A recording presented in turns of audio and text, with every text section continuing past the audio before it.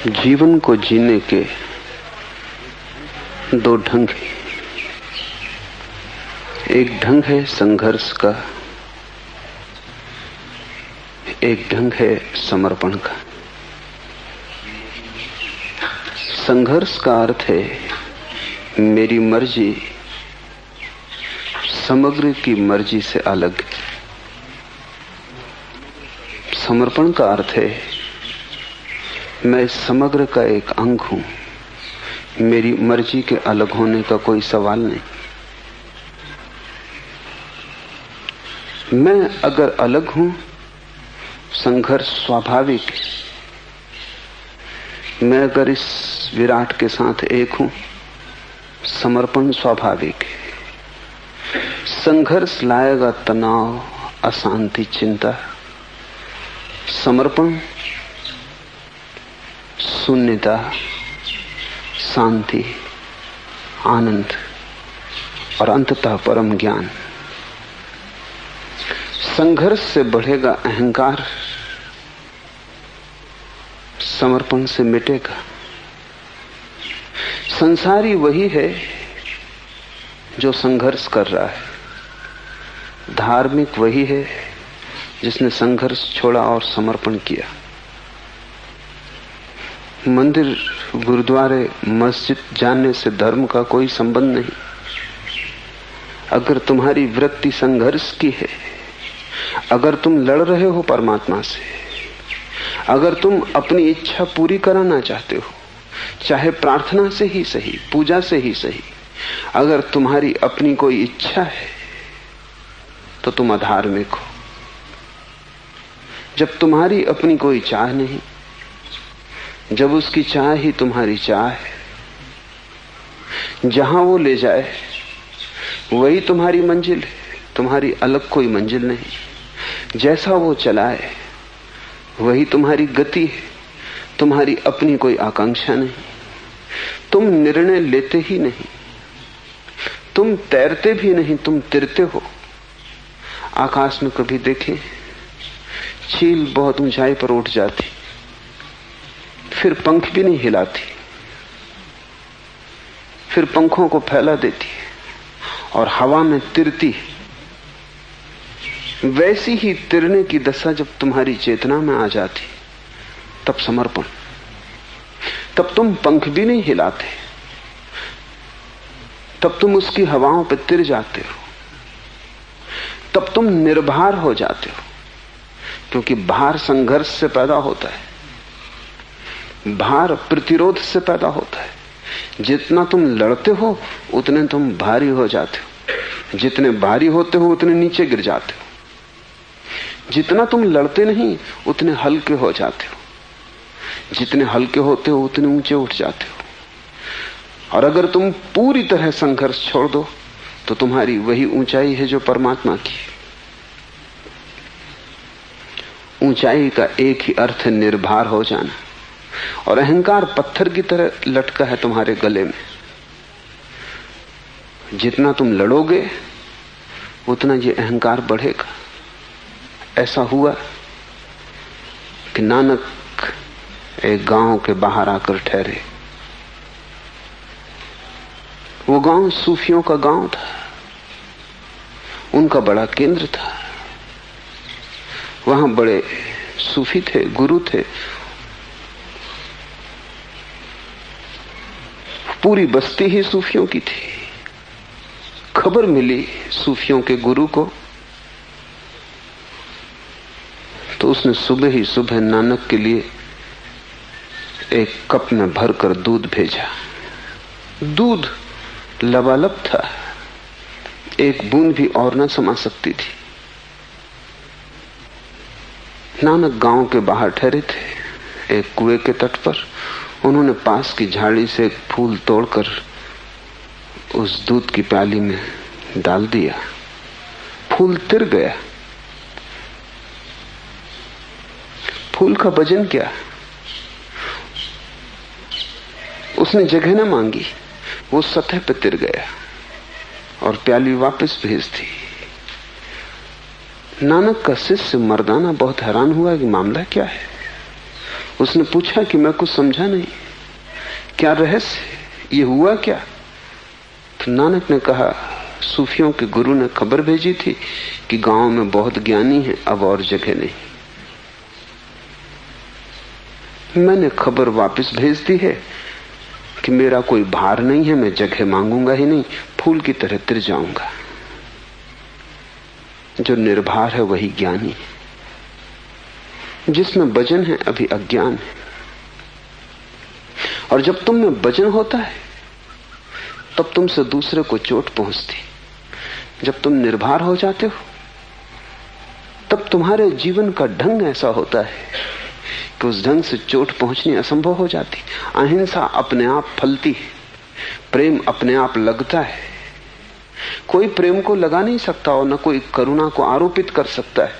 अगर तुम निर्भर हो जाओ तो ये सब घटनाएं अपने से घटती हैं, जिससे आदमी के पीछे छाया चलती है। ऐसे भारी आदमी के पीछे घृणा, हिंसा, वैमनस्य, क्रोध, हत्या चलती। हल्के मनुष्य के पीछे प्रेम, करुणा, दया, प्रार्थना अपने आप चलती। इसलिए मौलिक सवाल भीतर से अहंकार को गिरा देने का है। कैसे तुम गिराओगे अहंकार को? एक ही उपाय है। वेदों ने उस उपाय को रित कहा है, लाओसे ने उस उपाय को ताओ कहा है, बुद्ध ने धम्म, महावीर ने धर्म, नानक का शब्द है हुक्म, उसकी आज्ञा। उसकी आज्ञा से जो चलने लगा, जो अपनी तरफ से हिलता डुलता भी नहीं, जिसका अपना कोई भाव नहीं, कोई चाह नहीं, जो अपने को आरोपित नहीं करना चाहता, वो उसके हुक्म में आ गया। यही धार्मिक आदमी है। और जो उसके हुक्म में आ गया वो सब पा गया, कुछ पाने को बचता नहीं। क्योंकि उसके हुक्म को मानना उसके हृदय तक पहुंच जाने का द्वार है। अपने को ही मानना, उससे दूर हटते जाना है। अपने को मानना है कि तुमने परमात्मा की तरफ पीठ कर ली। उसकी आज्ञा को माना कि तुम्हारा मुख परमात्मा की तरफ हो गया। तुम सूरज की तरफ पीठ करके जीवन भर भागते रहो तो भी अंधेरे में रहोगे, और तुम सूरज की तरफ मुंह इसी क्षण कर लो तो जन्मों जन्मों का अंधेरा कट जाएगा। परमात्मा के सन्मुख होने का एक ही उपाय है, और वो ये है कि तुम अपनी मर्जी छोड़ दो। तुम तैरो मत, बहो, तुम तिरो, वो काफी है। तुम अकारण ही बोझ ले रहे हो, और तुम्हारी सफलताएं, असफलताएं तुम्हारे अहंकार के ही रोग है। और तुम्हारी हालत वैसी है जैसा मैंने सुना है कि एक रथ गुजर रहा था और एक मक्खी उसके पहिए की कील पर बैठी थी। बड़ी धूल उठती थी, रथ बड़ा था, 12 घोड़े जुड़े थे, बड़ा भयंकर आवाज, बड़ी धूल उठती थी। उस मक्खी ने आसपास देखा और कहा कि आज मैं बड़ी धूल उड़ा रही हूं।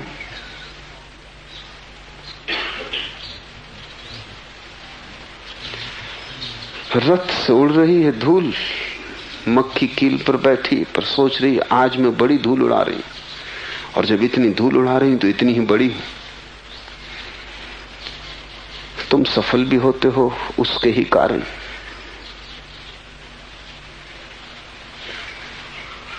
जो भी तुम पाते हो उसके ही कारण। तुम रथ पर बैठी एक मक्खी से ज्यादा नहीं हो। भूल के भी मत सोचना कि इतनी धूल मैं उड़ा रहा हूं। धूल है तो उसके रथ की, यात्रा है तो उसके रथ की,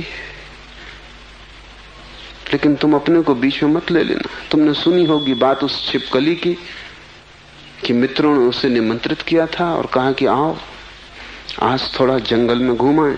उस छिपकली ने कहा जाना मुश्किल है, क्योंकि इस छप्पर को कौन संभालेगा। छप्पर गिर जाएगा तो जिम्मेवारी मेरे ऊपर होगी। छिपकली सोचती है कि छप्पर को महल के वही संभाले हुए। छिपकली को लगता भी होगा। तुमने सुनी होगी कहानी कि एक बूढ़ी औरत के पास एक मुर्गा था। वो सुबह बांग देता था तभी सूरज उगता था। बूढ़ी अकड़ गई और उस गांव में लोगों को खबर कर दी कि मुझसे जरा सोच समझ के व्यवहार करना, ढंग और इज्जत से, क्योंकि अगर मैं चली गई अपने मुर्गे को लेकर दूसरे गांव तो याद रखना सूरज इस गांव में कभी उगेगा ही नहीं। मेरा मुर्गा जब बांग देता है तभी सूरज उगता है। और बात सच्ची थी कि रोज ही मुर्गा बांग देता था तभी सूरज उगता था। गांव के लोग हंसे, लोगों ने मजाक उड़ाई कि तू पागल हो गई। तो बूढ़ी नाराजगी में दूसरे गांव चली गई। मुर्गे ने बांग दी और दूसरे गांव में सूरज उगा। बूढ़ी ने कहा अब रोएंगे, अब बैठे होंगे छाती पीटेंगे, न रहा मुर्गा न उगेगा सूरज। तुम्हारे तर्क भी, बूढ़ी का तर्क भी है तो बहुत साफ, क्योंकि ऐसा कभी नहीं हुआ कि मुर्गे के बांग दिए बिना सूरज उगा हो। लेकिन बात बिल्कुल उल्टी है, सूरज उगता है इसलिए मुर्गा बांग देता है। बांग देने के कारण सूरज नहीं उगते। लेकिन बूढ़ी को कौन समझाए, तुमको कौन समझाए। बूढ़ी दूसरे गांव चली गई और उसने देखा कि सूरज अब यहां उग रहा है, और जब यहां उग रहा है तो हर गांव में कैसे उगेगा। तुम अपनी छोटी बुद्धि से छोटे दायरे में सोचते हो। तुम्हारे कारण परमात्मा नहीं है, परमात्मा के कारण तुम हो। ये श्वास तुम्हारे कारण नहीं चल रही, उसके कारण चल रही है। प्रार्थना भी तुम नहीं करते हो, वही तुम्हारे भीतर प्रार्थना बनता है। इस भाव को ख्याल में ले लें तो नानक के ये बड़े बहुमूल्य शब्द समझ में आ जाएंगे। एक एक शब्द कीमती है। हुक्मी होवनी आकार, हुक्म न कहिया ना है, हुक्म न कहिया जाए। हुक्म से आकार की उत्पत्ति हुई। हुक्म को शब्दों में नहीं कहा जा सकता। हुक्म का अर्थ ठीक से समझ लेना, द कॉस्मिक लॉ, वो जो सारे जीवन को चलाने वाला महान नियम, हुक्म का वही अर्थ है। हुक्म से ही जीवों की उत्पत्ति हुई, हुक्म से बड़ाई मिलती। हुक्मी होवनी आकार, हुक्म न कहिया जाए। हुक्मी होवन जीव, हुक्मी मिले बड़ाई। जब तुम जीतो तब ये मत सोचना कि मैं जीत रहा हूं, और अगर तुम जीत में ही ना सोचोगे कि मैं जीत रहा हूं तो हार में भी तुम पाओगे कि मैं नहीं हार रहा हूं। वही जीतता है, वही हारता है, उसका ही खेल है। इसलिए हिंदू इस पूरे जगत को लीला कहते हैं।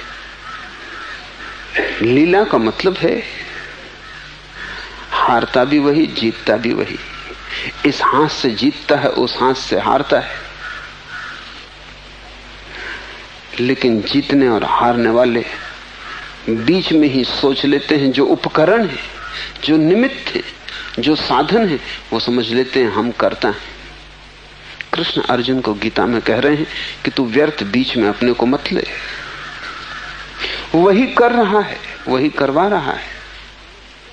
युद्ध उसका आयोजन है। जिनको मारना है वो मारेगा, जिनको बचाना है वो बचाएगा। तू ये मत सोच कि तू मारने वाला है और तू बचाने वाला है। कृष्ण पूरी गीता में जो कहते हैं वही नानक इन शब्दों में कह रहे हैं। हुक्मी होवन जिए, हुक्मी मिले बड़ाई, हुक्मी उतमो नीच। वही छोटे बड़े को पैदा कर रहा है। ये थोड़ा सोचने जैसा है। अगर वही छोटे बड़े को पैदा कर रहा है तो फिर कोई छोटा नहीं, कोई बड़ा नहीं, क्योंकि दोनों का बनाने वाला वही है। तुमने एक छोटी सी मूर्ति बनाई, तुमने एक बड़ी मूर्ति बनाई, बनाने वाले तुम ही हो। जब कर्ता एक है तो कौन छोटा कौन बड़ा, जब दोनों में उसका ही हाथ लगा है। लेकिन हम सोचते हैं मैं छोटा, मैं बड़ा, और जीवन भर हम पीड़ा उठाते हैं। और तुम इतने बड़े कभी भी ना हो पाओगे कि तुम तृप्त हो जाओ। अगर तुमने रूप को देखा, अपने आकार को देखा, तो तुम कभी इतने बड़े ना हो सकोगे कि तृप्त हो जाओ। आकार तो छोटा ही होगा, कितना ही बड़ा क्यों ना हो। लेकिन अगर तुमने निराकार के हाथ अपने आकार में देखे, तब तुम तत्क्षण बड़े हो गए। बनाने वाला वही, एक छोटे से घास को भी वही बनाता है, और दूर आकाश को छूते देवदार के वृक्ष को भी वही बनाता है। अगर दोनों के पीछे उसी का हाथ है, फिर कौन बड़ा कौन छोटा, उसी की हार है, उसी की जीत है। फिर हम सब शतरंज के मोहरे, जीते तो वो, हारे तो वो, बड़ाई मिले तो उसे, बुराई मिले तो उसे। ध्यान रखना, तुमने बहुत बार भक्तों के वचन सुने होंगे, पढ़े होंगे। अनेक भक्त तुमने पाए होंगे कहते हैं बड़ाई तेरी बुराई मेरी। ऊपर से देखने पर बहुत अच्छा लगता है। वे कहते हैं कि जो जो भला है तेरा, जो जो बुरा है मेरा। लगता है बड़े विनम्र है, लेकिन अगर बुराई तुम्हारी तो भलाई उसकी कैसे हो सकेगी। ये विनम्रता झूठी, ये विनम्रता वास्तविक नहीं है। क्योंकि वास्तविक विनम्रता तो सभी दे देगी, कुछ भी ना बचाएगी। तुमने अपने अहंकार के लिए थोड़ा सहारा फिर बचा लिया। और तुम कितना ही ऊपर ऊपर से कहो कि बड़ाई तेरी और बुराई मेरी, लेकिन जब बुराई मेरी है तो बड़ाई तेरी होगी कैसे। असफलता मेरी और सफलता तेरी, ये बात थोथी। या तो दोनों मेरे होंगे या दोनों तेरे होंगे। इसलिए झूठी विनम्रता और सच्ची विनम्रता में बड़ा फर्क है। झूठी विनम्रता कहती है कि मैं तो आपके पैरों की धूल हूं, लेकिन हूं जरूर। और जब कोई आदमी कहता है मैं आपके पैरों की धूल हूं, तब उसकी आंखों में देखना, वो आपसे अपेक्षा कर रहा है कि आप भी कहो कि नहीं नहीं आप, और कैसे, मैं आपके पैरों की धूल हूं। उसकी आंखों में चाह है। और अगर आप मान लो कि बिल्कुल ठीक कह रहे हैं, यही तो मेरा विचार है, तो वो आदमी सदा के लिए दुश्मन हो जाएगा और कभी आपको माफ ना कर सकेगा।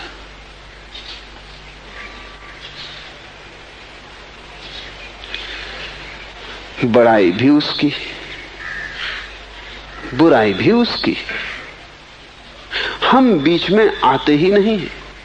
हम तो बांस की पोंगरी हो गए, वो गीत जैसा गाया उसका। इतनी भी अकड़ क्यों अपनी बचा के रखना कि अगर भूल चूक होगी तो मेरी, तब तो मैं बच गया, तब तो थोड़ा सा मैंने अपने को बचा लिया। और मैं ऐसा रोग है कि तुम थोड़ा सा बचाओ वो पूरा बच जाता है। या तो उसे पूरा छोड़ो या वो पूरा बचता है। तुम उसकी रत्ती भी बचाओ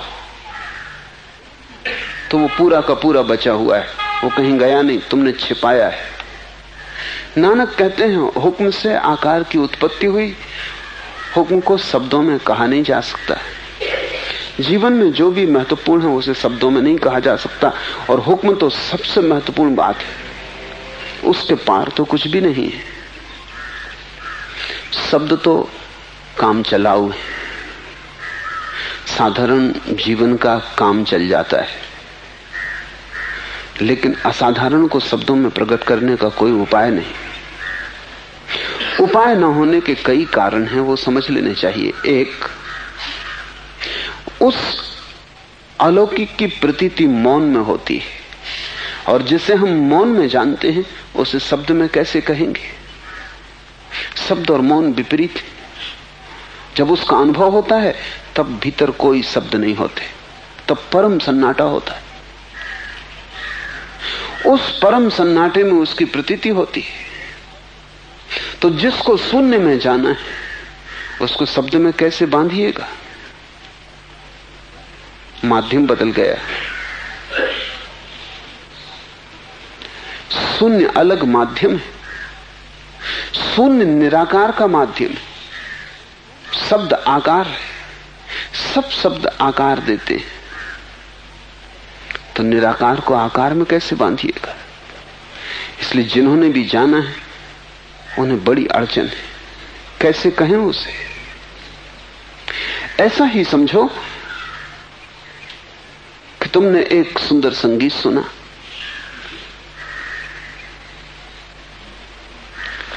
और तुम किसी बहरे को समझाना चाहते हो। सूफियों की एक पुरानी कहानी है। ऐसा हुआ कि एक चरवाहा अपनी भेड़ों को एक पहाड़ के किनारे पर चरा रहा था। दोपहर हो गई, राह देखते देखते थक गया। उसकी पत्नी भोजन लेकर न आई। ऐसा तो कभी न हुआ था। भूख उसे जोर से लगी थी।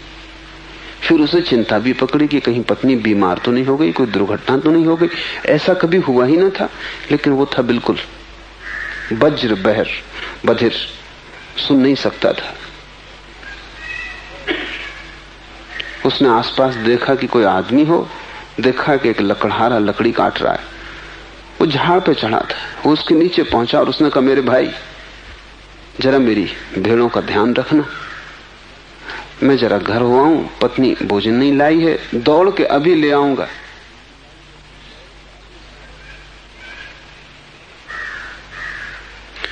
वो आदमी भी बहरा था जो लकड़ी काट रहा था। उसने कहा, जा जा, हमारे पास बातचीत का कोई वक्त नहीं,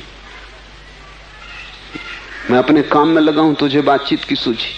पर जब उसने कहा जा जा, तो ये समझा कि वो कह रहा है कि जा तू अपनी रोटी ले आ, मैं तेरे भेड़ बकरी की फिक्र कर लूंगा। ये भागा हुआ घर गया, रोटी लेके आया, लौट को उसने अपनी भेड़ों की गिनती की, बराबर थी।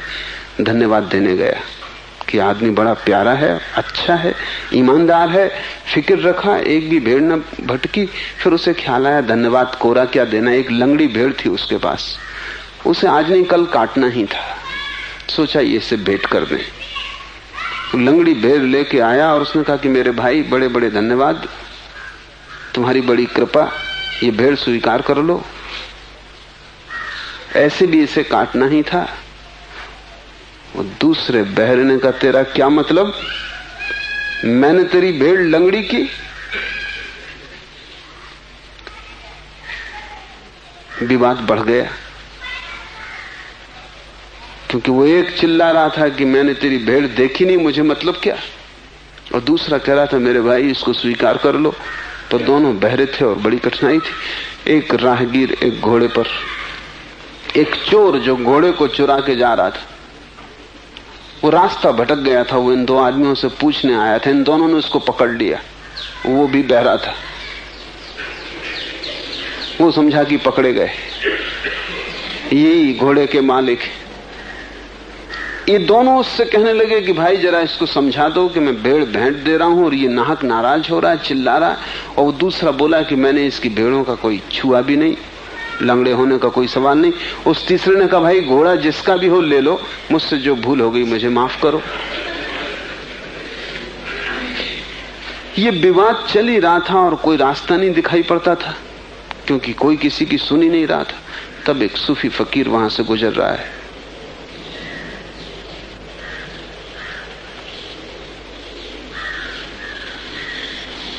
उसे तीनों ने पकड़ लिया और कहा कि हमारा मामला सुलझा दो।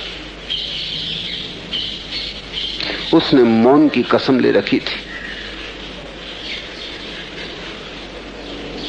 जीवन भर के लिए चुप हो गया था। समझ लिया उसने तीनों का मामला, लेकिन अब करे क्या? तो पहले उसने जो घोड़े पर सवार चोर था उसकी आंखों में गौर से देखा। उसने इतने गौर से देखा कि थोड़ी ही देर में घोड़े का चोर बेचैन होने लगा कि यह आदमी या तो सम्मोहित कर रहा है या क्या इरादे।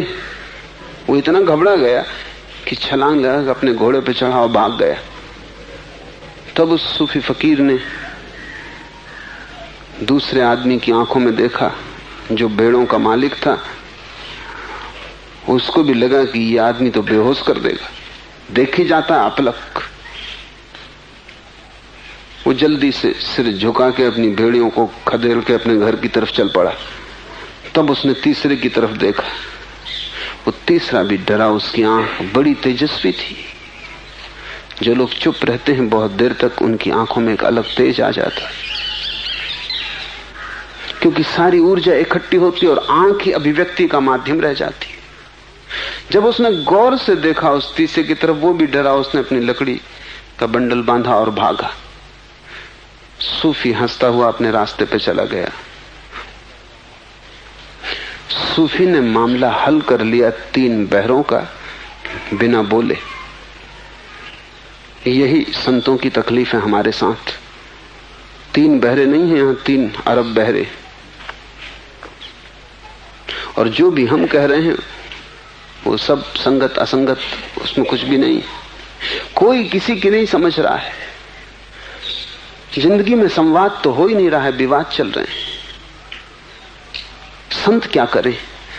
जिन्होंने मौन रहना सीख लिया है वे क्या करें?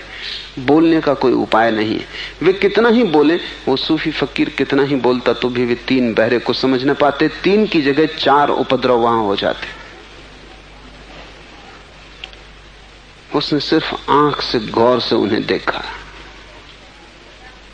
संतों ने सिर्फ तुम्हारी तरफ गौर से देखा है और हल करने की कोशिश की, और जो उनके भीतर समाया है वो तुम्हारी आंखों में उंडेलना चाहा है। इसलिए साध संगत की बात करते हैं नानक कि साधुओं के साथ रहो अगर समझना है जो उन्होंने जाना है। संगति करो, सत्संग करो। सुनने कहने से बहुत न होगा। कुछ कहा जाएगा, कुछ तुम समझोगे, लोग बहरे हैं। कुछ बताया जाएगा, कुछ तुम देखोगे, लोग अंधे हैं। तुम अपनी व्याख्या करोगे, तुम शब्दों को अपने अर्थ दे दोगे। नानक कहते हैं हुक्म न कहिया जाई, वो कहा नहीं जा सकता, फिर भी इशारे किए जा सकते हैं। ये इशारे, ये कहना नहीं है, ये इशारे। इन शब्दों में वो हुक्म नहीं है। ये शब्द तो मील के किनारे लगे पत्थर की तरह ये बता रहे हैं कि चले जाओ, आगे है मंजिल। लेकिन बहुत से लोग मील के पत्थर को पकड़ के बैठ जाते हैं। वो तुम भी कर सकते हो। तुम भी कर सकते हो कि रोज सुबह उठ के जप जी का पाठ करो और इसको दोहराते रहो और कंठस्थ कर लो। तुमने मील का पत्थर पकड़ लिया। ये तो इशारा है, इसे कंठस्थ करने से कुछ भी ना होगा। इसमें जो जिस तरफ इशारा है उस तरफ चलना पड़ेगा, यात्रा करनी पड़ेगी। धर्म एक यात्रा है। तुम चाहे जपजी को पकड़ो, चाहे गीता को, चाहे कुरान को, अगर तुम पकड़ के बैठ गए तो तुमने मील के पत्थर को छाती से लगा लिया। समझो और आगे बढ़ो। जैसे जैसे तुम आगे बढ़ोगे वैसे वैसे राज प्रकट होगा। हुक्म को शब्दों में नहीं कहा जा सकता। हुक्म से ही जीवों की उत्पत्ति होती है, हुक्म से ही बड़ाई मिलती है, हुक्म से ही कोई छोटा है कोई बड़ा है, हुक्म से सुख दुख की प्राप्ति होती है। थोड़ा सोचो, जब तुम्हें दुख मिलता है तो तुम किसी को जिम्मेवार ठहराते हो। अगर जिम्मेवार ही ठहराना है तो हुक्म को जिम्मेवार ठहराओ। पति दुखी है तो सोचता है पत्नी जिम्मेवार है, पत्नी दुखी है तो सोचती है पति जिम्मेवार है, बाप दुखी है तो सोचता है बेटा जिम्मेवार है। अगर जिम्मेवारी ही देनी है तो परमात्मा को दो, उससे छोटे में काम ना चलेगा। लेकिन बड़ा मजा है, तुम जब भी दुखी हो तो अपने आसपास जिम्मेवारी किसी के कंधे पे टांग देते हो, और जब भी तुम सुखी हो तब तुम खुद मानते हो कि मेरे ही कारण मैं सुखी हूं। ये तर्क किस भांति का है? सुखी हो तब तुम अपने कारण, और दुखी हो तब किन्हीं और के कारण। इस वजह से ना तो तुम दुख को हल कर पाते हो और ना तुम सुख का राज खोज पाते हो, क्योंकि दोनों हालत में तुम गलत हो। न तो दूसरा जिम्मेवार है दुख के लिए और न तुम जिम्मेवार हो सुख के लिए। दोनों के पीछे परमात्मा जिम्मेवार है। और अगर एक ही हाथ से सुख दुख आ रहे हैं तो उनमें भेद क्या करना, फर्क क्या करना। एक मुसलमान बादशाह हुआ, उसका एक गुलाम था। गुलाम से उसे बड़ा प्रेम था, बड़ा लगाव था, वो बड़ा स्वामी भक्त था। एक दिन दोनों जंगल से गुजरते थे। एक वृक्ष में एक ही फल लगा था। सम्राट ने फल तोड़ा, जैसी उसकी आदत थी उसने एक कली काटी और गुलाम को दी। गुलाम ने चखी और उसने कहा, मालिक एक कली और गुलाम मांगता ही गया। फिर एक ही कली हाथ में बची। सम्राट ने कहा, इतना स्वादिष्ट है। गुलाम ने झपट्टा मार के वो एक कली भी छीननी चाहिए। सम्राट ने कहा, यह हद हो गई, मैंने तुझे पूरा फल दे दिया और दूसरा फल भी नहीं है, और अगर इतना स्वादिष्ट है तो कुछ मुझे भी चखने दे। उस गुलाम ने कहा कि नहीं, स्वादिष्ट बहुत है और मुझे मेरे सुख से वंचित न करें, दे दें। लेकिन सम्राट ने चख ली। वो फल बिल्कुल जहर था, मीठा होना तो दूर, उसके एक टुकड़े को लीलना मुश्किल था। सम्राट ने कहा, पागल, तू मुस्कुरा रहा है और इस जहर को तू खा गया, तूने कहा क्यों नहीं? उस गुलाम ने कहा, जिन हाथों से इतने सुख मिले हों और जिन हाथों से इतने स्वादिष्ट फल चखे हों, एक कड़वे फल की शिकायत। फलों का हिसाब ही छोड़ दिया है, हाथ का हिसाब है। जिस दिन तुम देख पाओगे कि परमात्मा के ही हाथ से दुख भी मिलता है, उस दिन तुम उसे दुख कैसे कहोगे? तुम उसे दुख कह पाते हो अभी क्योंकि तुम हाथ को नहीं देख रहे हो। जिस दिन तुम देख पाओगे सुख भी उसका, दुख भी उसका, सुख दुख दोनों का रूप खो जाएगा। न सुख सुख जैसा लगेगा, न दुख दुख जैसा लगेगा। और जिस दिन सुख दुख एक हो जाते हैं, उसी दिन आनंद की घटना घटती। जब तुम्हें सुख दुख का द्वैत नहीं रह जाता, तब अद्वैत उतरता है, तब आनंद उतरता है, तब तुम आनंदित हो जाओगे। नहीं किसी को पड़ोस में पति को, पत्नी को, मित्र को, भाई को, दोस्त को, दुश्मन को दोषी मत ठहराना। सब दोषों का मालिक वो है। और जब खुशी आए, सफलता मिले, तो अपने को, अपने अहंकार को मत भरना। सब सफलताओं, सब स्वादिष्ट फलों का मालिक भी वही है। अगर तुम सब उसी पे छोड़ दो तो सब खो जाएगा, सिर्फ आनंद शेष रह जाता है। हुक्म से कोई ऊंचा कोई नीचा, हुक्म से सुख दुख की प्राप्ति, हुक्म से ही कोई प्रसाद को उपलब्ध होता है, हुक्म से ही कोई आवागमन में भटकता है। सभी कोई हुक्म के अंदर है, हुक्म पे बाहर कोई भी नहीं। नानक कहते हैं, जो इस हुक्म को समझ लेता वो अहंकार से मुक्त हो जाता है। नानक हुक्मे जे बुझे ता हऊ में कहे न कोई। क्योंकि जिसने ये सार की बात समझ ली कि सब उसी का है, तो मैं कहने को बचता ही कौन है। इसे थोड़ा समझे। तुम अहंकार को अनेक बार छोड़ना भी चाहते हो क्योंकि उससे पीड़ा मिलती है, फिर भी छोड़ नहीं पाते। क्या कारण होगा?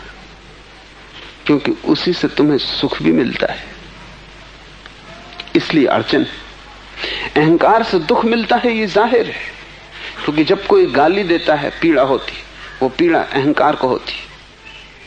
तुम छोड़ना भी चाहते हो। मुझसे लोग आते हैं, पूछते हैं कि दुख को कैसे छोड़ें, और ये भी कहते हैं कि समझ में आता अहंकार ही दुख है, कैसे छोड़ें। मैं उनसे कहता हूं कैसे का सवाल ही नहीं। अगर तुम्हें सच में दिखाई पड़ता है अहंकार दुख है तो तुम छोड़ ही देते, पूछना क्या है। लेकिन बात उलझी हुई है। कोई गाली देता है, अहंकार को दुख मिलता है, तुम छोड़ना चाहते हो। लेकिन फिर कोई फूल माला पहनाता है, तब अहंकार को सुख मिलता है। तो अहंकार आधा तुम छोड़ना चाहते हो, आधा तुम बचाना चाहते हो। उसी को निंदा अखरती है, उसी को प्रशंसा सुख देती है। भूल हो जाती है तो चोट लगती है, ठीक बात घट जाती है तो भली लगती है। लोग निंदा करते हैं, चारों तरफ अपमान करते हैं, खलता है। लोग प्रशंसा करते हैं, यशगान करते हैं, गीत गाते हैं, गुणगान करते हैं, बड़ा भला लगता है।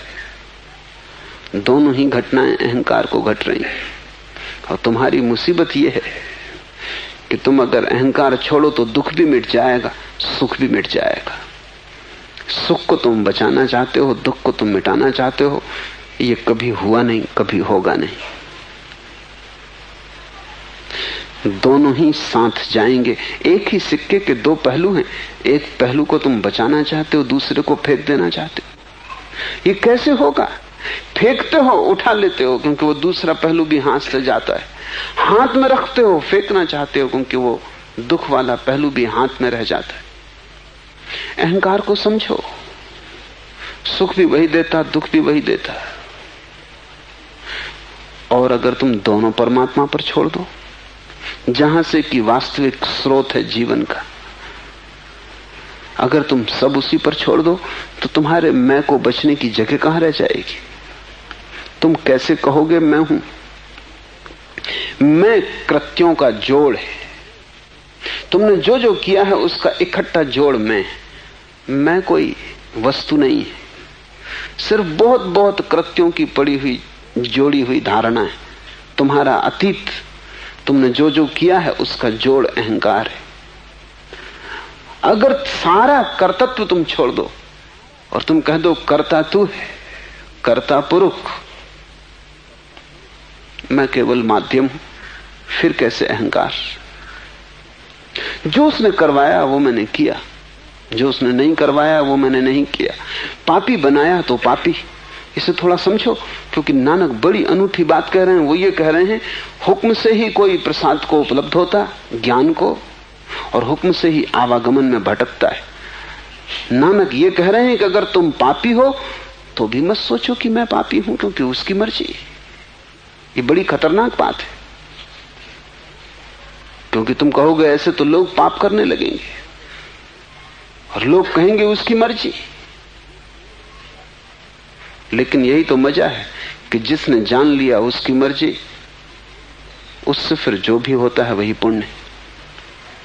जब तक तुम नहीं जानते हो उसकी मर्जी, तभी तक तुम्हारे उसके बीच एक कलह चल रही। उस कलह में ही पाप का जन्म है। उस कलह से ही सारा दुख खुद को और दूसरे को देने की स्थिति बनती है।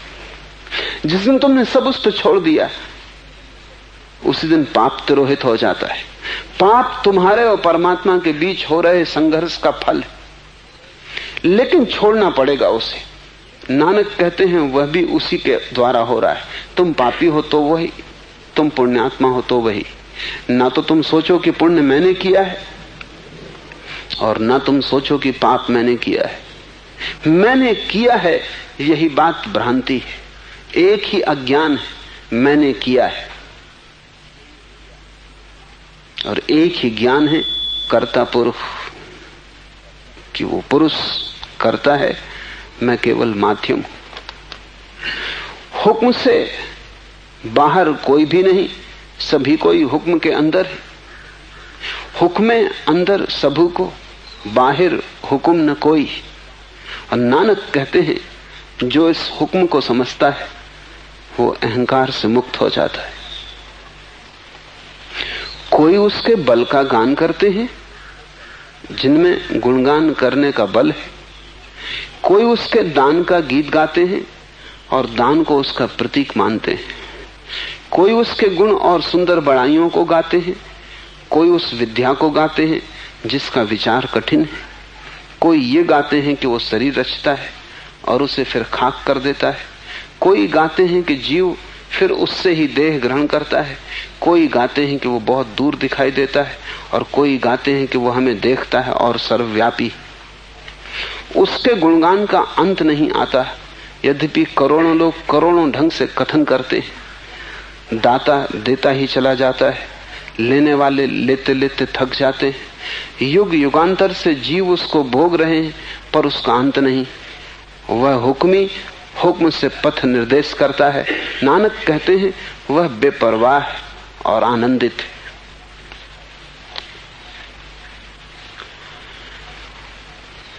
हजारों वर्णन हैं उसके और सब अधूरे।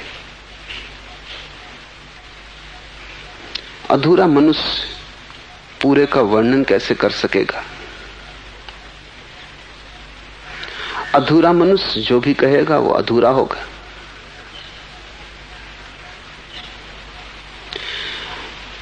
अंशी की खबर अंश से कैसे मिलेगी?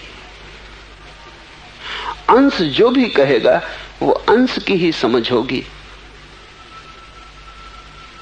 परमाणु परमात्मा को कैसे जानेगा? जानेगा भी तो भी परमाणु की ही बुद्धि होगी। तो जो गीत गा सकते हैं वो उसके गुणों का गीत गाते हैं, लेकिन फिर भी वो जो अज्ञात है अज्ञात ही रह जाता है। उपनिषद थक गए, गीता थक गई, कुरान थक गया, बाइबल थक गई। वो अनिर्वचनीय ही बना है। अब तक हम उसका पूरा गुणगान नहीं कर पाए। सब शास्त्र अधूरे होंगे ही, अनिवार्यता होंगे, क्योंकि सभी शास्त्र मनुष्य की चेष्टाएं उस अनंत को प्रकट करने की। सूर्य निकला है, चित्रकार उसका चित्र बनाता है, कितना ही ठीक बनाए तो भी उस चित्र से रोशनी तो न मिलेगी।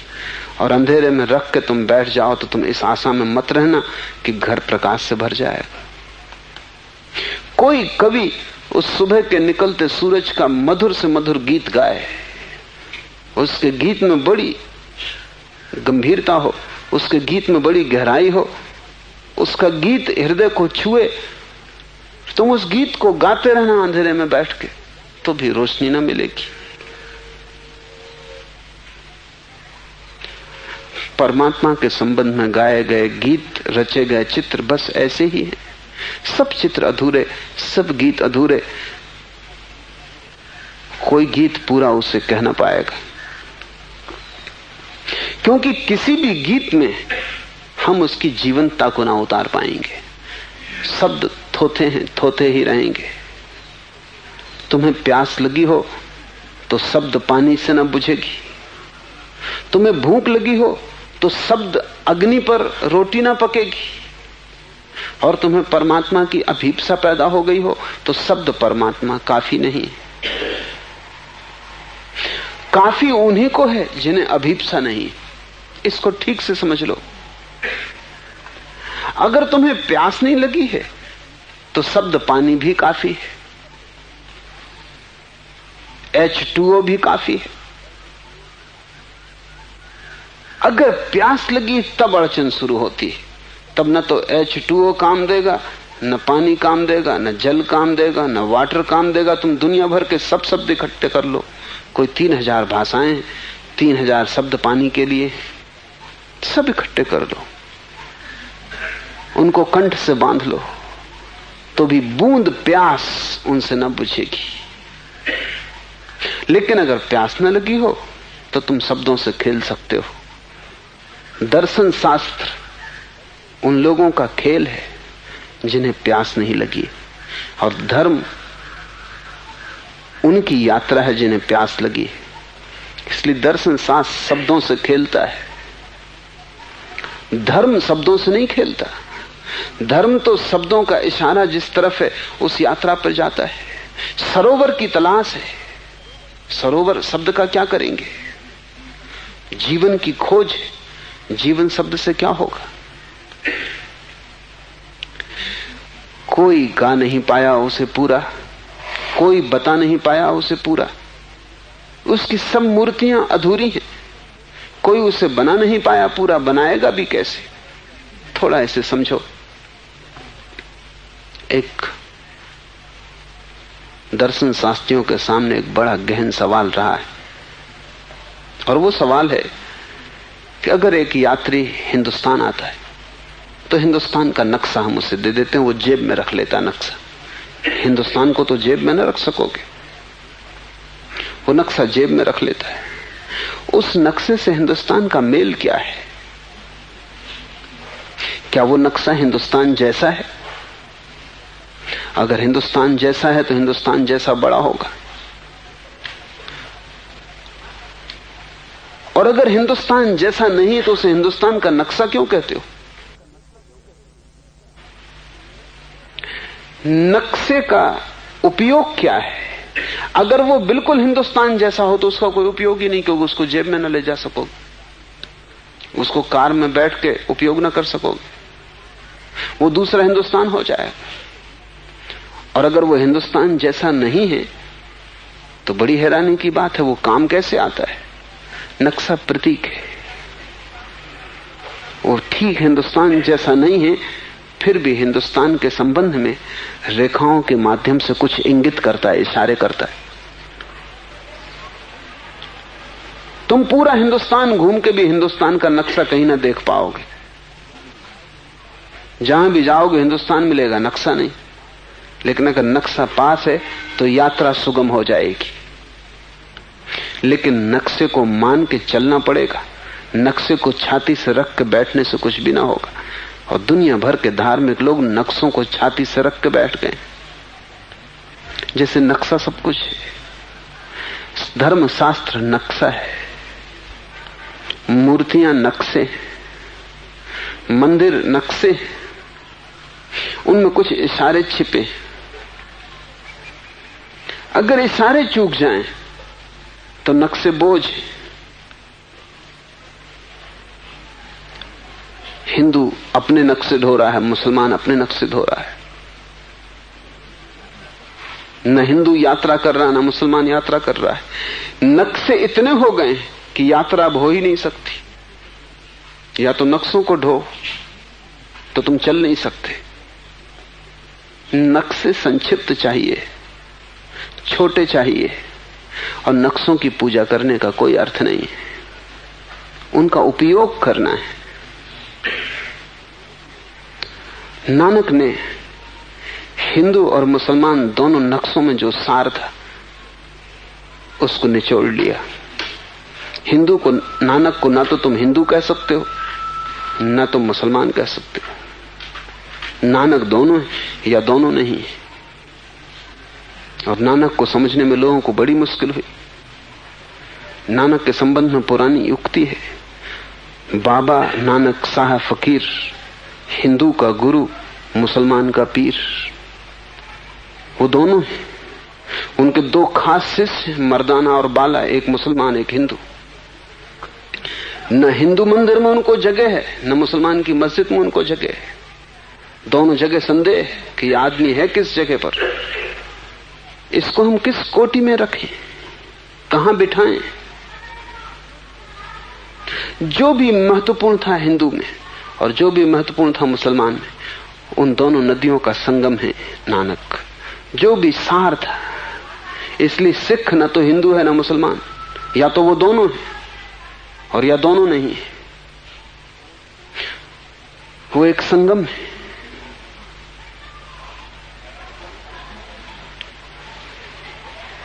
ये जो संगम है, इस संगम को समझना और कठिन हो जाता है, क्योंकि एक नदी का साफ सुथरा नक्शा होता है। अब ये दो नदियों का नक्शा इकट्ठा मिल गया है। इसलिए कुछ वचन खबर देते हैं इस्लाम की, कुछ वचन खबर देते हैं हिंदुओं की, और दोनों मिलकर और धूमिल हो जाते हैं। ये धूमिलता तभी हटेगी जब कोई प्रयोग में उतरेगा, तो धीरे धीरे बात साफ होती जाएगी। अगर तुमने छाती पर रख लिए शास्त्र, जैसा कि हो गया है, सिख पूज रहा है शास्त्र को, इसलिए ग्रंथ ही गुरु हो गया है। और बड़े मजे की बात है कि हम भूलों को कैसे पुनरुक्त करते। नानक मक्का गए तो मक्का के प्रधान पुरोहित ने आके उनको कहा कि अपने पैर दूसरी दिशा में करो, तुम्हारे पैर पवित्र पत्थर की तरफ है, काबा की तरफ है। तो कहानी है कि नानक ने कहा परमात्मा जहां ना हो वहां मेरे पैर कर दो।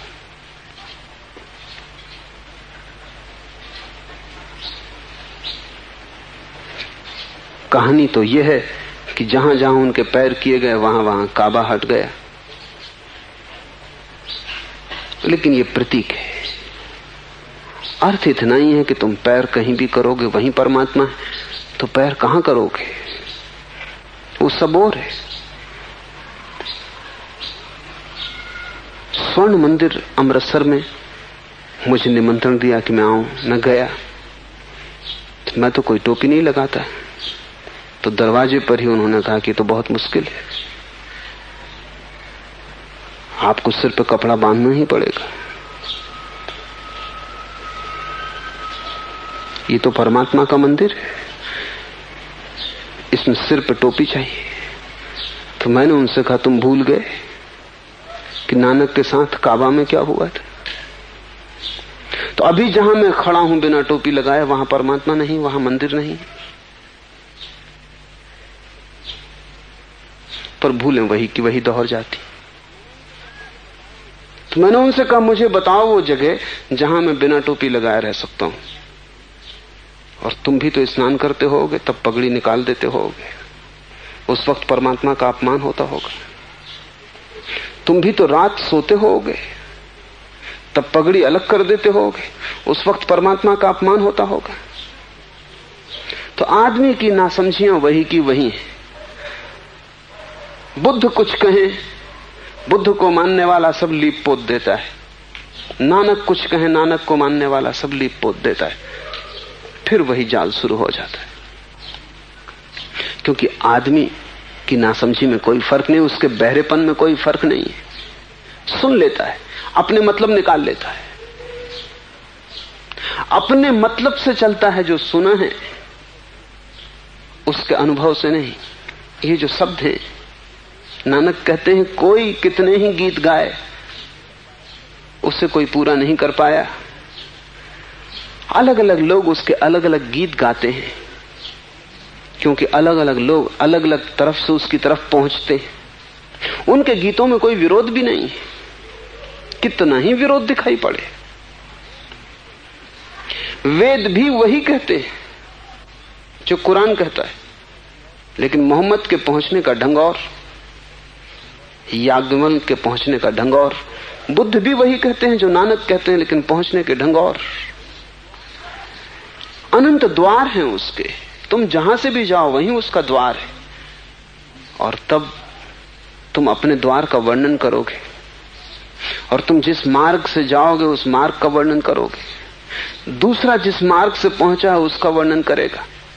फिर मार्ग से ही फर्क नहीं पड़ता, तुम्हारी समझ, तुम्हारी दृष्टि, तुम्हारी भाव दशा। एक बगीचे में कवि आता है तो गीत गाता है, चित्रकार आता है तो चित्र बनाता है, फूलों का सौदागर आता है तो फूलों के दाम के संबंध में सोचता है, व्यवसाय की बात सोचता है। वैज्ञानिक आ जाएगा तो फूलों का विश्लेषण करके देखेगा कि उनके रासायनिक तत्व क्या हैं। कोई आदमी जो नशे में भरा हो वो गुजर जाएगा, उसे फूल दिखाई ही नहीं पड़ेंगे, वो बगीचे से गुजरा इसका भी पता नहीं चलेगा। तुम जो भी देखोगे वो तुम्हारी खिड़की से देखा गया है, तुम्हारे खिड़की का आकार उस पर छा जाएगा। नानक कहते हैं कोई उसके बल का गान गाते हैं कि वो महाशक्तिशाली, परम शक्तिशाली, ओमनीपोटेंट, सर्व शक्तिशाली है। कोई उसके दान का गीत गाते हैं कि वो परम दाता। कोई उसके गुण और सौंदर्य का बखान करते हैं कि वो परम सौंदर्य। कोई उसे कहते हैं सत्य, कोई उसे कहते हैं शिव, कोई उसे कहते हैं सुंदर। रविन्द्रनाथ ने लिखा है कि मैंने तो उसे सौंदर्य में पाया। इससे परमात्मा के संबंध में कोई खबर नहीं मिलती, इससे रविन्द्रनाथ के संबंध में खबर मिलती। गांधी कहते हैं कि वो मेरे लिए सत्य है, ट्रुथ इज गॉड। इससे परमात्मा के संबंध में कोई खबर नहीं मिलती, गांधी के संबंध में खबर मिलती। रविन्द्रनाथ कवि है, कवि को सौंदर्य में परमात्मा है, परम सौंदर्य है। गांधी कवि नहीं है, गांधी से कम कवि आदमी खोजना मुश्किल है। वो बिल्कुल हिसाबी किताबी, काव्य नहीं, गणित। तो गणित की दृष्टि से देखने पर परमात्मा सत्य, प्रेम की दृष्टि से देखने पर प्रेमी, प्रीतम, प्यारा।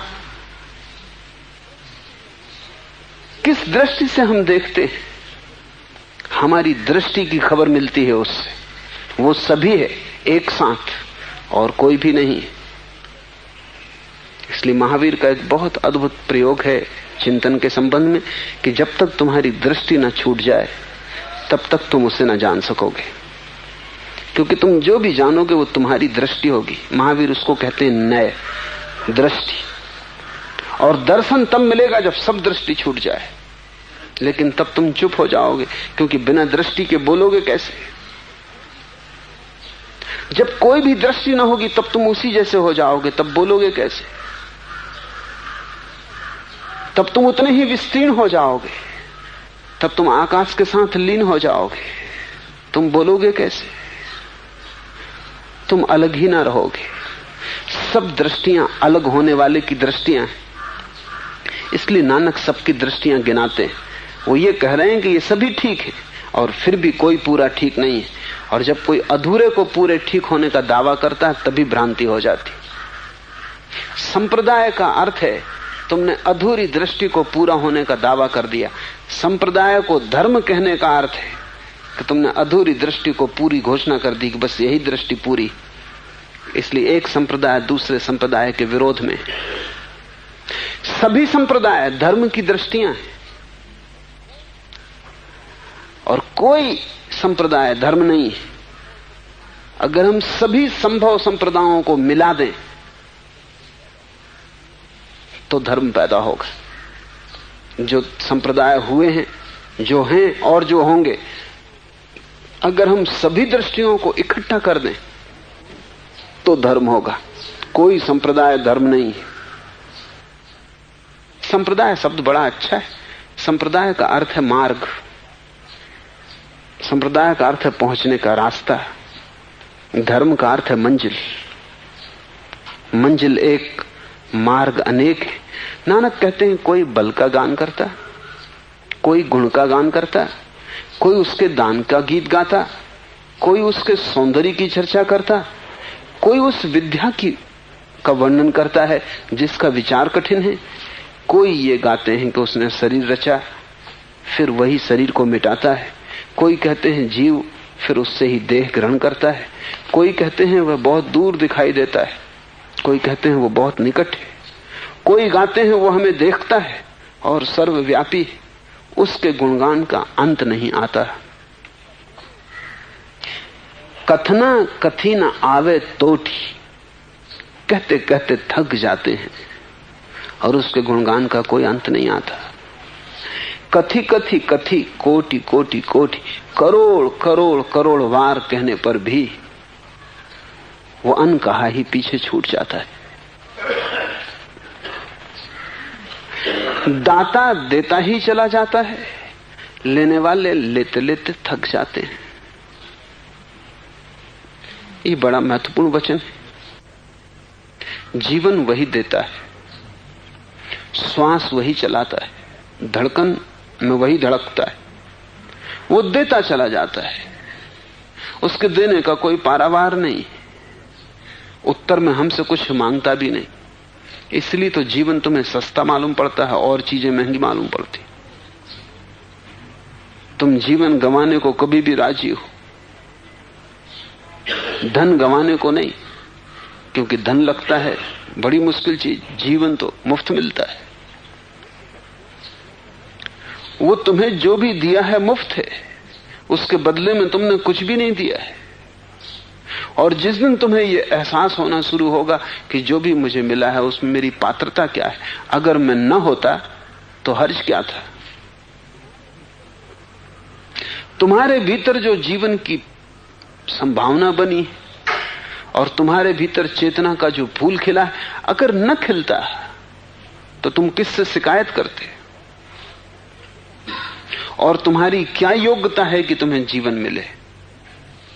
तुमने किस भांति इसे अर्जित किया है?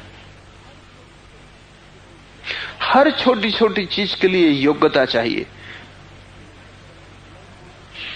तुम एक दफ्तर में क्लर्क हो, उसके लिए योग्यता चाहिए। तुम एक स्कूल में मास्टर हो, उसके लिए योग्यता चाहिए। तुम उसे अर्जित करते हो। तुमने जीवन के लिए क्या अर्जित किया, कैसे अर्जित किया है? वो दान है, वो तुम्हें ऐसे ही मिला है, तुम्हारी कोई पात्रता के कारण नहीं। और जिस दिन तुम्हें यह प्रतीति होगी, उस दिन प्रार्थना का जन्म होगा। उस दिन तुम कहोगे, मैं क्या करूं, मैं कैसे धन्यभाग प्रकट करूं, मैं कैसे तेरे ऋण को चुकाऊं। प्रार्थना मांग नहीं है, प्रार्थना जो पहले से ही मिला है उसका धन्यवाद है। और ये प्रार्थना के दो भेद हैं। तुम जब जाते हो मंदिर तो तुम और मांगने जाते हो, तुम्हारी प्रार्थना झूठी। नानक भी जाते हैं, वो धन्यवाद देने जाते हैं, वो कहने जाते हैं जो तूने दिया है वो भरोसे के बाहर, कोई कारण नहीं मेरे भीतर कि मुझे मिले, कोई मेरा योग्यता नहीं, न मिले शिकायत करने का कोई उपाय नहीं, और तू देता चला जाता है। परमात्मा औघड़ दानी, अस्तित्व दिए चला जाता है। और हमसे ज्यादा कृतज्ञ लोग खोजने कठिन। हम धन्यवाद भी नहीं दे सकते, उसके देने का अंत नहीं है और हमारी कृतज्ञता का कोई अंत नहीं है। हम कृतज्ञता भी प्रकट नहीं कर सकते। हम ये भी नहीं कह सकते कि धन्यवाद, कि हम आभारी हैं, कि तेरा शुक्रिया। उतना भी हमसे नहीं होता। उतने में हमें बड़ी कठिनाई मालूम पड़ती, हमारा कंठ अवरुद्ध हो जाता है। तुम क्षुद्र बातों के लिए धन्यवाद दे देते हो। तुम्हारा रूमाल गिर जाए, कोई उठा कर दे दे तो तुम उससे कहते हो धन्यवाद। और जिसने तुम्हें जीवन दिया है, तुम उसके लिए धन्यवाद देने भी कभी नहीं गए। और जब भी तुम गए हो शिकायत लेके गए हो, जब भी तुम गए हो तब तुम बताने गए हो कि क्या क्या तू गलत कर रहा है, कि मेरा लड़का बीमार पड़ा है, कि मेरी पत्नी दुर्व्यवहार कर रही है, कि धंधा ठीक नहीं चल रहा है। और तुम अपनी शिकायतों को जब बहुत बढ़ा लेते हो तो तुम्हारी शिकायतों का अंतिम जोड़ यह होता है कि तुम कहते हो तू है ही नहीं, क्योंकि अगर है तो ये चीजें पूरी कर। नास्तिकता का अर्थ है तुम्हारी शिकायतें इतनी बढ़ गई कि अब तुम परमात्मा को मान नहीं सकते। तुम्हारी शिकायतों के कारण तुम परमात्मा की हत्या कर देते हो। आस्तिकता का क्या अर्थ है? आस्तिकता का अर्थ तुम्हारा अहोभाव इतना बढ़ गया, तुम्हारी धन्य भाव इतना बढ़ गया, तुम इतनी कृतज्ञता से भर गए हो कि वो तुम्हें सब जगह दिखाई पड़ने लगता है। हर तरफ उसका हाथ, हर जगह उसकी प्रतीति, हर जगह उसका एहसास होने लगता है। आस्तिकता धन्यवाद की परम स्थिति है, नास्तिकता शिकायत का आखिरी रूप है। जब नानक ये कह रहे हैं कि दाता देता ही चला जाता है, लेने वाले लेते लेते थक जाते हैं, लेकिन दाता नहीं थकता। युग युगांतर से जीव उसका भोग कर रहे हैं, पर उसका अंत नहीं। तुम उसे कितना ही भोगो, तुम उसे चुका ना पाओगे। तुम्हारा भोग ऐसे ही जैसे कोई चम्मच लेके सागर के किनारे बैठा हो और चम्मच से सागर को खाली कर रहा हो। ये भी हो सकता है कि कभी न कभी वो सागर को खाली कर ले, क्योंकि चम्मच की भी सीमा है और सागर की भी सीमा है। लेकिन तुम परमात्मा को खाली न कर पाओगे, क्योंकि उसकी कोई सीमा नहीं है। अनंत काल से तुम भोग रहे हो। अनेक रूपों में तुम भोग रहे हो और तुम्हारे हृदय से धन्यवाद की आवाज भी नहीं उठी।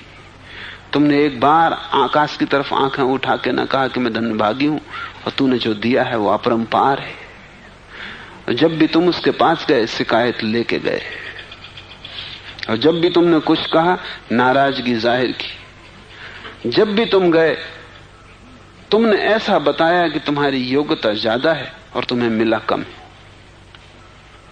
कुछ दिन हुए एक बड़े अधिकारी दिल्ली से मुझे मिलने आए,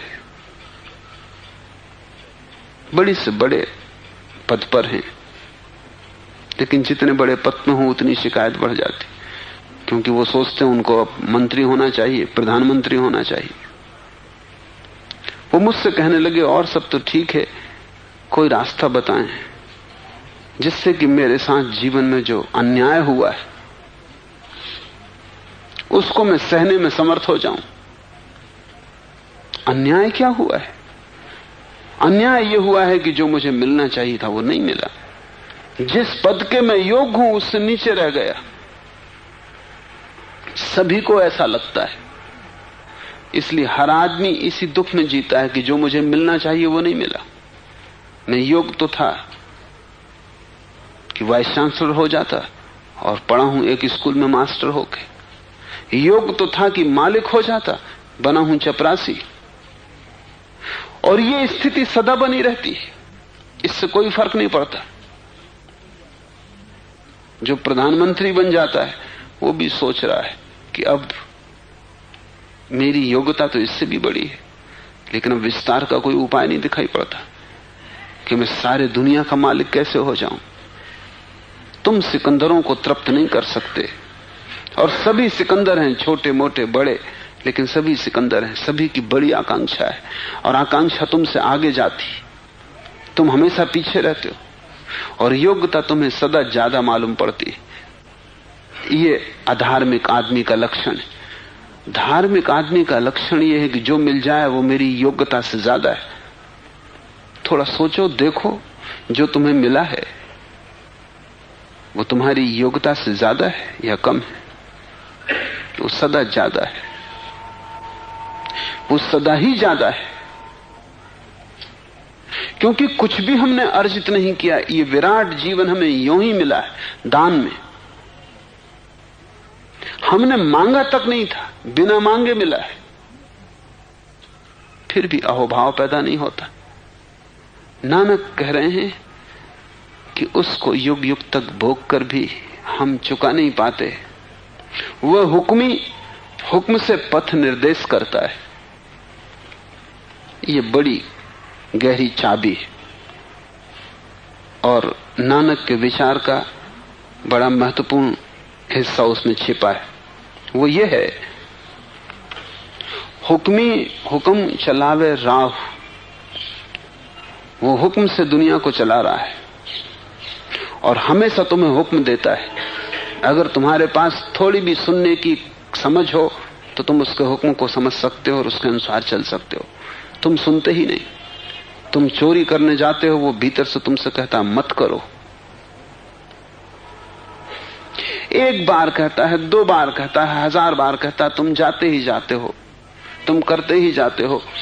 धीरे धीरे वो आवाज भीतर धीमी होती जाती, तुम बहरे हो जाते हो। फिर वो तुम्हें सुनाई भी नहीं पड़ती, फिर भी वो आवाज दिए जाता है।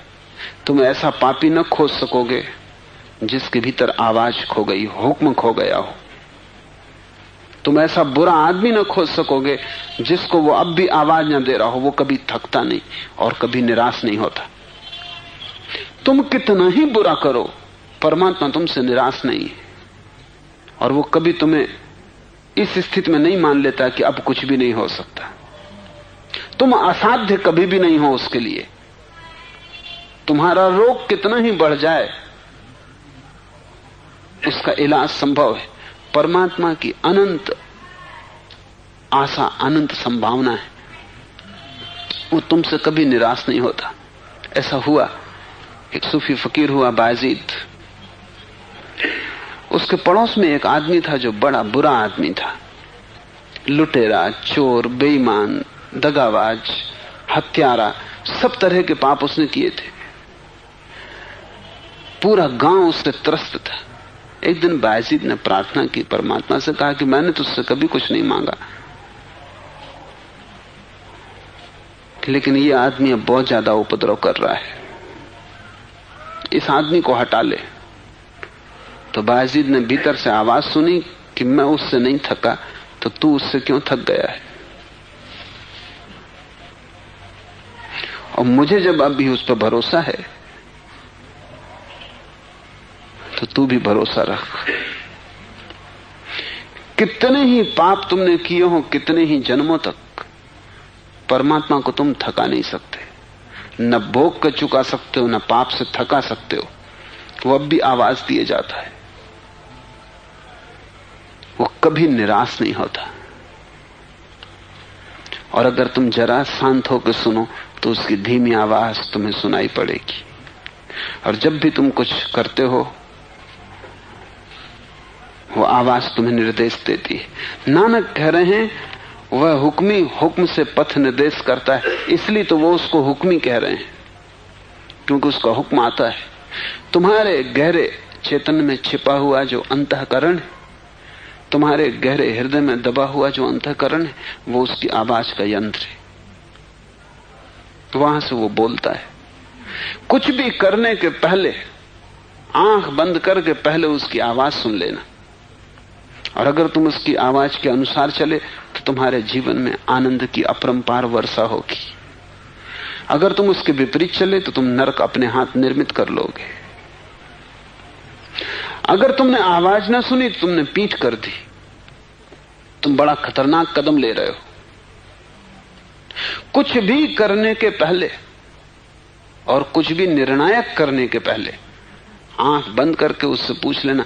यही तो सारे ध्यान का सूत्र है कि पहले हम पूछेंगे, पहले हम हुक्म खोजेंगे, फिर हम चलेंगे। एक भी कदम हम बिना हुक्म के ना उठाएंगे।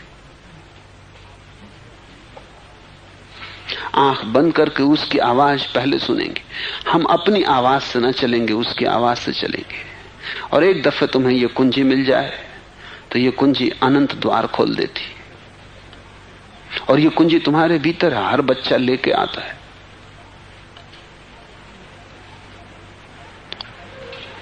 लेकिन बुद्धि का हम विकास करवाते हैं, अंतःकरण का कोई विकास नहीं। वो कॉन्शियंस, अंतःकरण अधूरा रह जाता, अविकसित रह जाता है, और उसके ऊपर हम बुद्धि के इतने विचार थोप देते हैं, इतनी बड़ी परत लगा देते हैं कि आवाज गूंजती भी रहे तो हमें पता नहीं चलती। भीतर की इस आवाज को सुनने की कला ही ध्यान है। उसके हुक्म को पता लगाना जरूरी है। वो क्या चाहता है, उसकी क्या मर्जी। वह हुक्मी हुक्म से पथ निर्देश करता है, और नानक कहते हैं हुक्मी हुक्म चलावे राह, नानक विग से बेपरवाह। नानक कहते हैं वो बेपरवाह है और आनंदित है।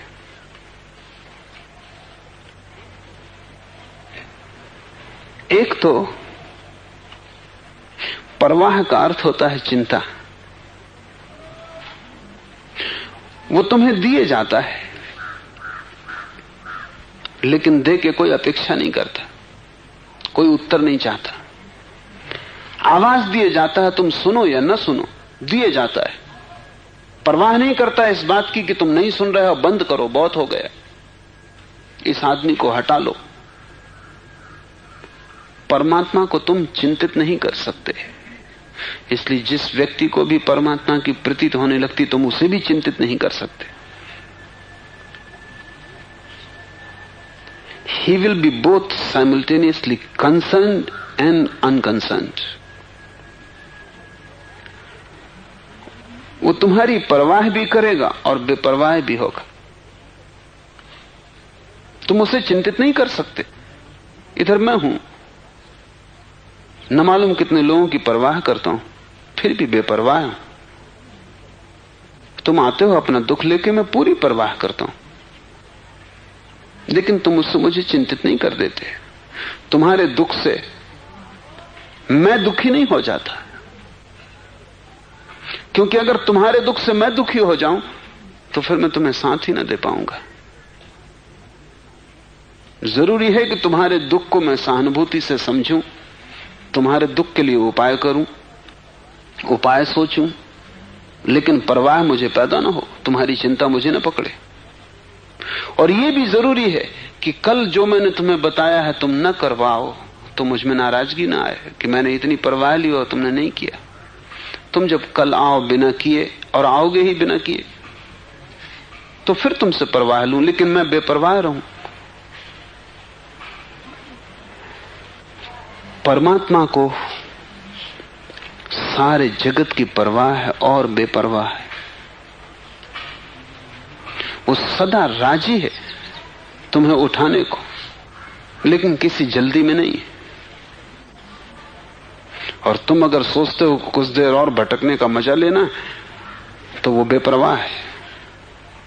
उसकी परवाह का अंत नहीं है, लेकिन उसकी परवाह अनासक्त है। और इसलिए तो वो आनंदित है, नहीं तो अब तक किस हालत में हो जाता, पागल हो जाता।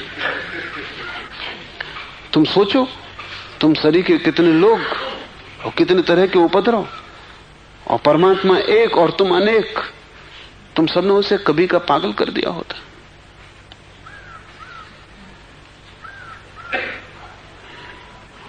अस्तित्व बेपरवाह हो तो ही पागल होने से बच सकता है।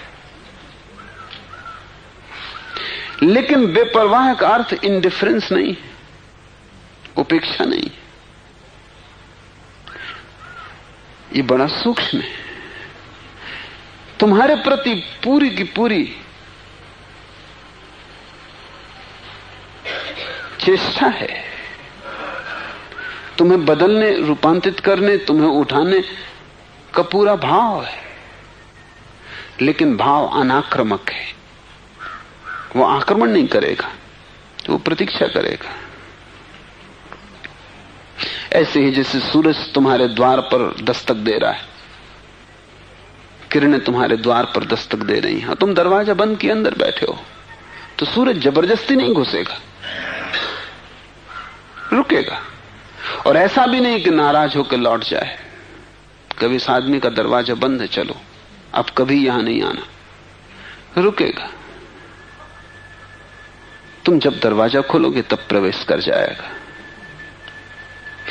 परमात्मा तुम्हारे लिए चिंतित है, अस्तित्व तुम्हारे लिए चिंतित होगा ही, क्योंकि अस्तित्व तुम्हें पैदा करता है, अस्तित्व तुम्हें विकसित करता है। अस्तित्व की बड़ी आकांक्षाएं हैं तुम में, अस्तित्व की बड़ी अभिप्साएं हैं तुम में। अस्तित्व तुम्हारे भीतर से चेतन होने की चेष्टा कर रहा है, अस्तित्व तुम्हारे भीतर से बुद्धत्व पाने की चेष्टा कर रहा है। परमात्मा तुम्हारे भीतर कुछ फूल लाने के प्रयास में लगा है, लेकिन अगर तुम देरी कर रहे हो तो उससे वो चिंतित नहीं होगा, परेशान नहीं होगा, वो अस्पर्शित रहेगा। तुम उसकी न सुनोगे, न सुनोगे, न सुनोगे, भटकोगे और सब करोगे सिवाय उसकी सुनने के, तो भी वो इससे पीड़ित और परेशान न होगा। तो अगर तुम समझ सको दोनों बातें एक साथ, तभी तुम समझ सकते हो कि अस्तित्व आनंद से भरा है, परमात्मा आनंद है। नानक कहते हैं, हुक्मी हुक्मे चलावे राह, देता है हुक्म, राह बताता है, फिर भी नानक बिगसे बेपरवाह, लेकिन फिर भी बेपरवाह है और परम आनंद में विकसित होता रहता है, खिलता रहता है उसका फूल। कठिन है हमें, क्योंकि दो बातें हमें आसान दिखाई पड़ती, या तो हम परवाह करते हैं तो चिंता पैदा होती, या परवाह छोड़ दें तो चिंता छूट जाती। इसीलिए तो हमने संसार और सन्यास को अलग अलग कर लिया है, क्योंकि अगर घर में रहेंगे, परवाह करेंगे, तो परवाह करते हुए बेपरवाह कैसे होंगे? पत्नी की फिक्र होगी, बीमार होगी तो चिंता पकड़ेगी, रात सो ना सकेंगे। बच्चा रुग्ण होगा तो फिक्र पकड़ेगी, चिंता पकड़ेगी, इलाज करना पड़ेगा, और नहीं ठीक हो सकेगा तो पीड़ा होगी। तो हम भाग जाते हैं, न दिखाई पड़ेंगे पत्नी बच्चे, भूल जाएंगे। जो आंख से ओझल हुआ वो चित्त से भी भूल जाता है, तो भाग जाते हैं पहाड़, पीठ कर लेते हैं, फिर धीरे धीरे विस्मृति हो जाएगी। दो बातें हमें दिखाई पड़ती, अगर हम संसार में रहेंगे तो परवाह करेंगे, परवाह करेंगे तो चिंता होगी, चिंता में आनंद का कोई उपाय नहीं। तो फिर हम ऐसा करें कि बेपरवाह हो जाएं, छोड़ के भाग जाएं। वहां चिंता न होगी तो चिंता में आनंद पैदा हो, चिंता न होगी तो आनंद की संभावना बढ़ेगी। लेकिन ये परमात्मा का मार्ग नहीं। इसलिए नानक ग्रस्त बने रहे और संन्यास्त भी, फिक्र भी करते रहे और बेफिक्र भी। और यही कला है और यही साधना है कि तुम चिंता भी पूरी लेते हो और निश्चिंत बने रहते हो। बाहर बाहर सब करते हो, भीतर भीतर कुछ नहीं छूता।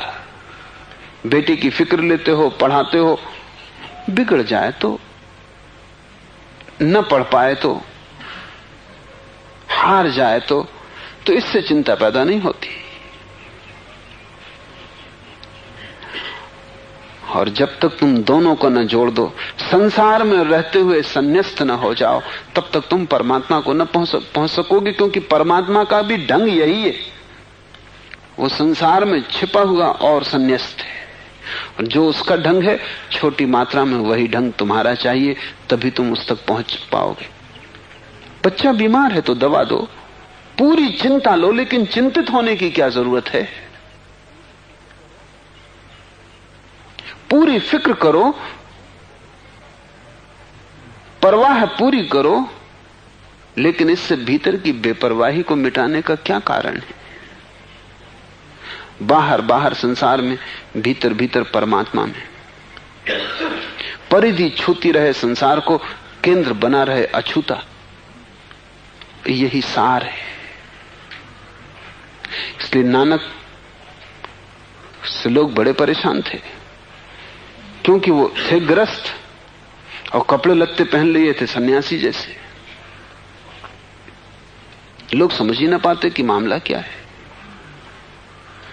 हिंदू पूछते कि तुम ग्रस्त हो कि सन्यासी, कि तुम बातें सन्यासी की करते हो, तुम्हारा ढंग ढोल सन्यासी का, फिर घर बच्चे पत्नी, तुम घर वापस भी लौट जाते हो, बच्चा भी हुआ है, गांव लौट के तुम खेती बाड़ी भी करते हो। तुम किस भांति के सन्यासी हो, स्मरण रहे। वही उनसे मुसलमान पूछते कि तुम्हारा वेश तो फकीरी का है, फिर तुमने घर गृहस्थी छोड़ क्यों नहीं दी। अनेक जगह अनेक गुरुओं ने उनसे कहा कि तुम सब छोड़ के अब हमारे शिष्य हो जाओ, छोड़ दो सब। लेकिन नानक उस मामले में कभी भी फर्क नहीं लाए। वो सबके बीच रहते हुए सबके बाहर रहने की ही कला को साधते रहे। और वही परमात्मा का ढंग है और वही साधक का ढंग होना चाहिए। मेरे पास लोग आते हैं, वो कहते हैं कि आप क्या कर रहे हैं, गृहस्थों को सन्यासी के कपड़े दे रहे हैं। परमात्मा का ढंग यही है, वो इस संसार में है और नहीं है। और यही तुम्हारा सूत्र भी होना चाहिए। हुक्मी हुक्म चलावे राह, नानक बिकसे बेपरवाह।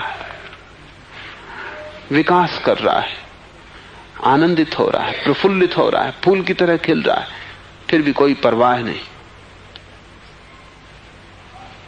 फिक्र करता है तुम्हारी,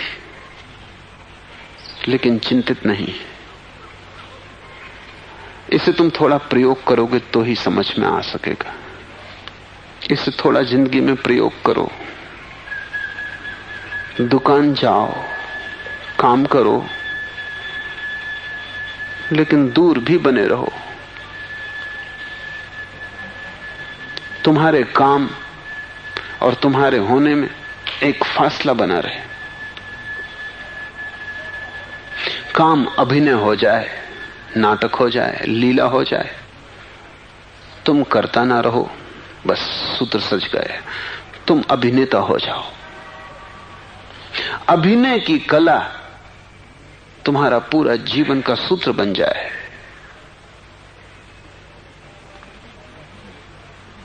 क्योंकि वही परमात्मा के होने का ढंग है, वही तुम्हारा साधना पथ होगा। आज इतना ही।